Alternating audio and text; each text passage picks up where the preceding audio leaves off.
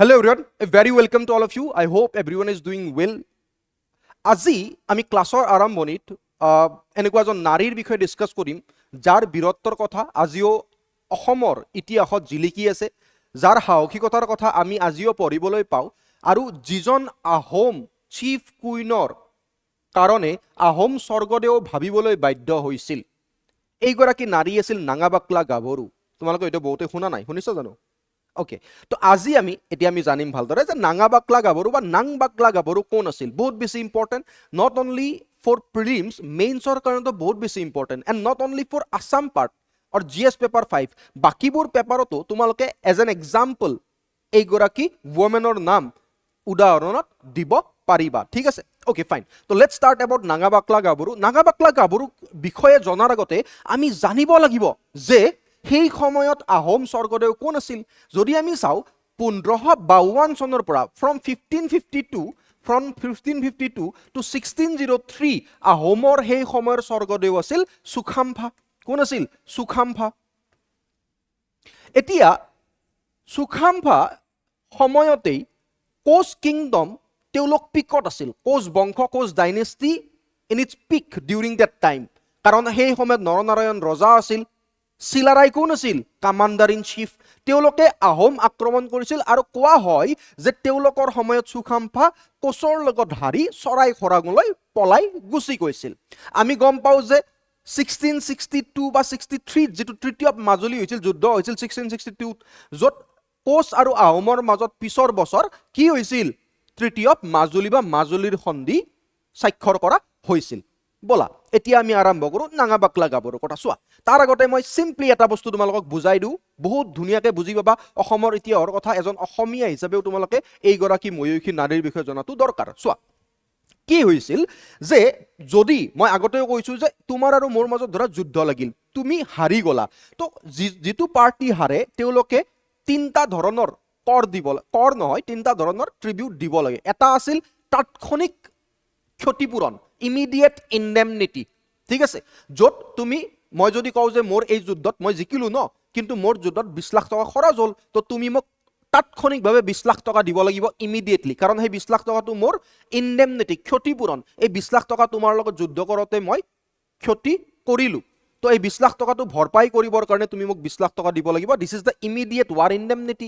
এটা আছিল বছৰেকীয়া যুদ্ধৰ ক্ষতিপূৰণ বা এনুৱেল ৱাৰ ইণ্ডেমনিটি, য'ত এটা fixed amount, for example 30 lakhs এটা তুমি বছৰেকী হিচাপত এনুৱেল ৱাৰ ইণ্ডেমনিটি তুমি দিব লাগিব, কিস্তিত দিব লাগিব। এতিয়াৰ EMI লগত তুমি ধৰিব পাৰা যে 4 month এণ্ড 4 month, তো 4 মাহৰ পিছত তুমি 10 লাখ দিয়া, নেক্সট 4 মাহৰ পিছত 10 লাখ দিয়া, নেক্সট 4 মাহৰ পিছত 10 লাখ দিয়া, এনুৱেল ৱাৰ ইণ্ডেমনিটি। এটা আছিল এনুৱেল ট্ৰিবিউট, যে বছৰেকী তুমি মোক 20টা হাতী দি থাকিব লাগিব, এইটো এনুৱেল ট্ৰিবিউট। এতিয়া আমাৰ মেইন ফকাছ হ'ব এনুৱেল ৱাৰ ইণ্ডেমনিটি, মানে এক বছৰত ইন 1 year তুমি মোক 30 lakhs ধৰা দিব লাগিব, তো 4 মাহৰ মূৰে মূৰে EMI হিচাপত দিব লাগিব, কিস্তি হিচাপত। এতিয়া চোৱা, বুজি পাইছা? এতিয়া চোৱা, তুমি ধৰি লোৱা 4 মাহ পিছত ক'লা যে মই নিদিওঁ, কি কৰিবি? কিয় কাৰ লগে মই নিদিওঁ। 4 মাহ পিছত দিলা, তাৰপিছত ক'লা যে মই নিদিওঁ।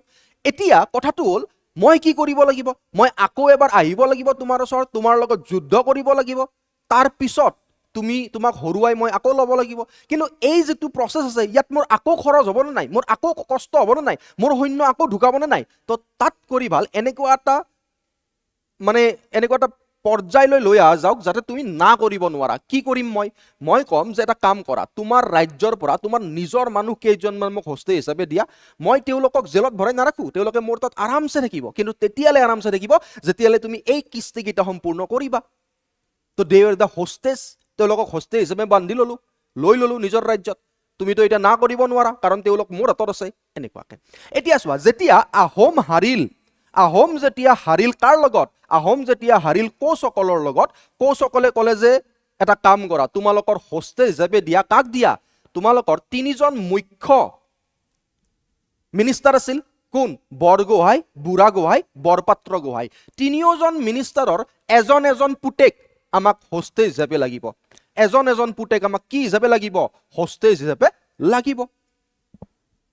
ঠিক আছে, এতিয়া সেই সময়ৰ বৰগোহাঁই আছিল, কিছুমান বুকত বুঢ়াগোহাঁই বুলিও পাওঁ, নামটো থাউমুংলুং বুঢ়াগোহাঁই বুলি পাওঁ বাট একজেক্টলি তুমি যদি চাব যোৱা তুমি যদি হাতহাৰী অসম বুৰঞ্জী চোৱা তাত উল্লেখ আছে যে তাউমুং বৰগোহাঁই তো তাউমুং বৰগোহাঁইৰ সেই সময়ৰ ঘৈণীয়েক আছিল নাঙাবাকলা গাভৰু ঠিক আছে তাউমুং বৰগোহাঁইৰ ঘৈণীয়েক কোন আছিল ভাৰ্যা কোন আছিল নাঙাবাকলা গাভৰু কোন আছিল নাংবাকলা বা নাঙাবাকলা গাভৰু এতিয়া আমাৰ ষ্টৰীৰ বা আমাৰ এই ইতিহাসৰ যিটো আমি কাহিনী শুনি আছো তাৰ মুখ্য কেৰেক্টাৰ নাংবাকলা গাভৰু এতিয়া সন্ধিমতে তাউমুং বৰগোহাঁইৰ পুত্ৰক হোষ্টে হিচাপে দিব লাগিব কাক কোচসকলক যেতিয়া এই নিউজটো পালে নাংবাকলা গাভৰুৱে যে মোৰ পুত্ৰক হোষ্টে হিচাপে খুজিছে খঙত অগ্নিশৰ্মা হৈ গ'ল চিধা চিধি গুচি আহিল কলৈ ৰাজসভালৈ গুচি আহিল আহোম ৰাজসভালৈ তেতিয়া আহোম ৰাজসভাত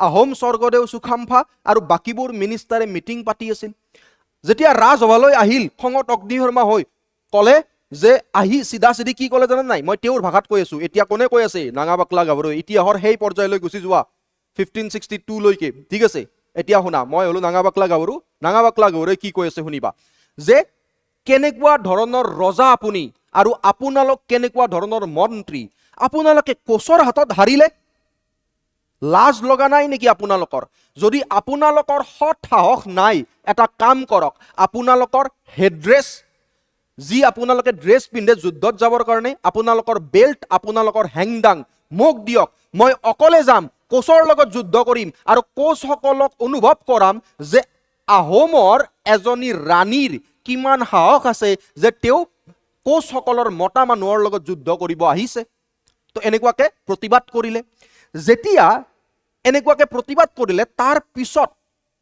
চুকাম্ফাই ক'লে যে এনেকুৱাকে নহ'ব আমিতো দিব লাগিব আহোম স্বৰ্গদেৱে ক'লে এতিয়া বৰগোহাঁই যিজন আছিল তাউমুং বৰগোহাঁই মানে গিৰিয়েক নাংবাকলা গাভৰুৰ এজন মিনিষ্টাৰ বৰগোহাঁই তেওঁ ৰজাৰ কথাত অমান্তি হ'ব চেষ্টা কৰা নাছিল বা তেওঁ অমান্তি হ'বলৈ চেষ্টা কৰা নাছিল ৰজাৰ কথা পেলাব খোজা নাছিল তাৰ কাৰণে তেওঁ ক'লে যে নাই আমি আমাৰ ল'ৰাক হোষ্টে হিচাপে দিবই লাগিব সেই সময়ত নাঙাবাকলা গাভৰুৱে কি কৰিছিল নিজৰ পুত্ৰক টানি লৈ আহিছিল আহি এটা লাইন কৈছিল যে মই মোৰ পুত্ৰক তেতিয়ালৈকে হোষ্টে হিচাপে কোচক নিদিওঁ যেতিয়ালৈকে দিখৌ নদীৰ সোঁত বিপৰীত ফালে ববলৈ আৰম্ভ নকৰে বুজি পালা মই মোৰ পুত্ৰক তেতিয়ালে বন্দী হিচাপে নিদিওঁ কোচক যেতিয়ালে দিখৌ নদীৰ সোঁত বিপৰীত ফালে ববলৈ আৰম্ভ নকৰে এইখিনি কথা আছিল নাঙাবাকলা গাভৰুৰ যাৰ পৰিণতিত পিছলৈ ৰজাই মান্তি হ'ব লগা হ'ল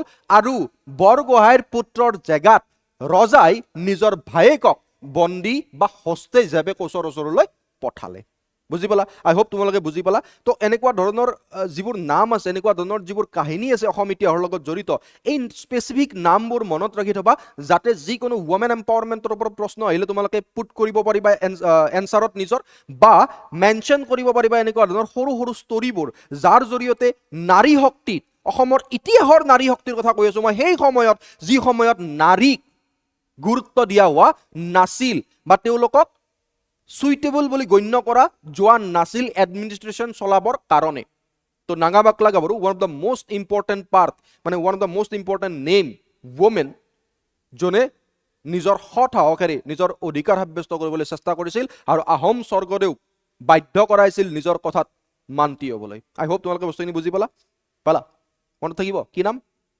নাংবাকলা গাভৰু ভেৰি গুড অকে ফাইন তো এতিয়া আমি নেক্সট পাৰ্টলৈ মুভ কৰোঁ ফাইন অকে